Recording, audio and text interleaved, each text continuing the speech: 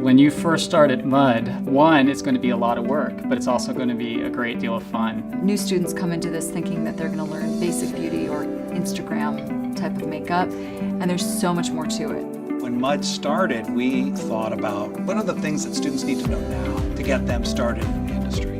Throughout their program, they're going to be applying a lot of makeup, but then they're also going to be serving as a model, having a lot of makeup applied to them. We want you to be that good of an artist that you can work on any skin tone and color match anyone. You're going to have that eye, that trained eye, to see color and to see shades and undertones. You know, because you've gone to MUD, that you're getting a quality education and you're learning exactly what is going on right now in the industry. Coming from a no makeup background, I feel as though I'm very comfortable doing makeup now, even though I was only in school for 6 months. In our core classes here, we're very adamant that we're providing the foundation for something.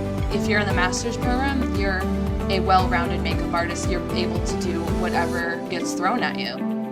As long as the students come to MUD with an open mind, they'll be able to flourish.